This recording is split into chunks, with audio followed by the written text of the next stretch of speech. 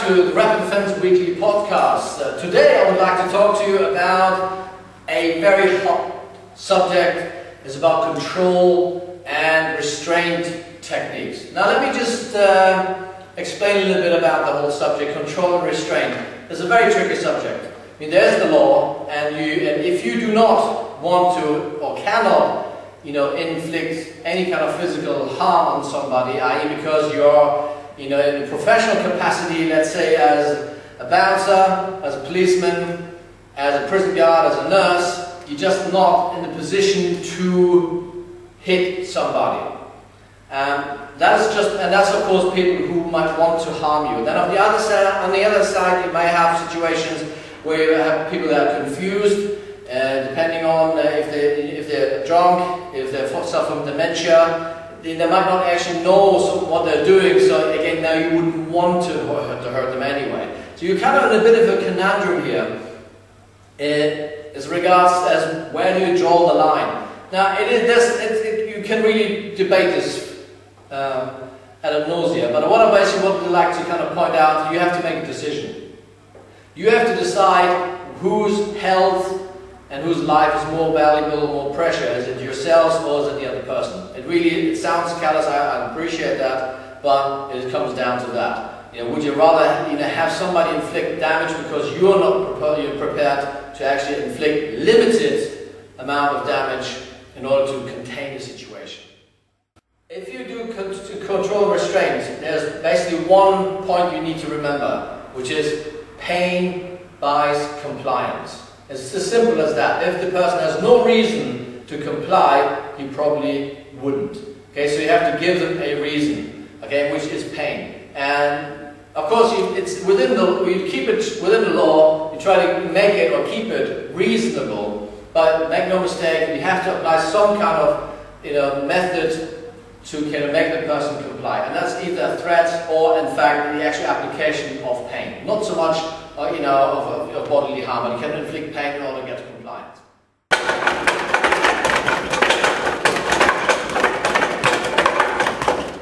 Basically, you have two kinds of scenarios. You have that person coming towards you and attacking you, and in which case he actually gives you something to work with. You have the person is stationary, and you do both standing still. The other one is basically you have to come to the person, which is a lot harder if you have to contain that person. I would recommend you don't do that only by yourself. Prison guards, police officers, nurses don't do that either. They usually have a team of people that contain somebody safely, and it takes a lot of people, up to 5 people, to contain somebody who does not want to be contained. Okay, so now we're dealing basically with somebody who's actually coming towards you and presents a threat, grabs onto you. Okay, so as Kieran basically puts his hands forward. Now what I'm going to be doing is I'm going to have to distract him again. Pain buys compliance. I'm going to move his face to the side, smack him in the face. Okay, then I'm going to pull his arm towards me at the same time I push this arm down, which basically results in this. I continue this and grab in from behind. I can let go of the arm, make sure I break the person's balance, and hold on. Here, I don't want to choke him at that stage. I just want to basically ensure I have a secure hold here, and I like to tuck my chin in, so basically when he starts punching, okay, you're not going to get smacked straight in the face. Again, this is for containment. You cannot go on like this for 20 minutes. You've got to have a plan or some kind of idea of what you're going to do with that situation. You need help. Okay, but if it's just your drunken Uncle Bob, you might just have other family members who might sort of come to your rescue. And here in that case, okay, you might have smacked him in the face, but really, not too much harm has come or befallen that, that person. So let's do this again. So he comes on. I'm going to move my hand straight from his face, turning the head, pull the upper arm, push the other one down. By that, I get this rotation, pull him into me, hold on to here, don't choke, because you might panic even more. You just want to hold on, establish your hold. Okay? Tuck the chin in so you don't get smacked by wild flails. Okay? And try to somehow calm the person down. Make sure the center of gravity is broken. That's one application in terms of restraint and control.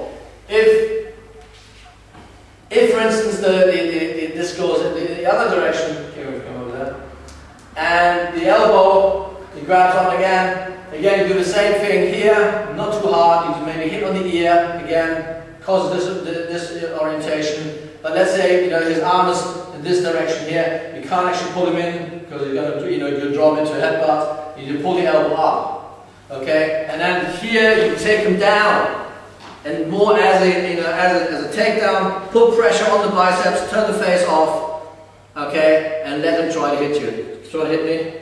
He doesn't even know where you are. It's not enough range here, and you have control. You control the situation. You can increase the pain and discomfort, but at least can you see? If you try to escape, you can just lean on there, okay, with your body weight, and you will soon learn that's not a good idea.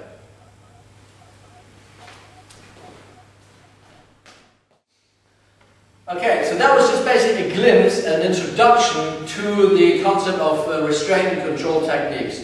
Now again, I would like to stress that you have to stay within the law as much as you possibly can without endangering yourself or others.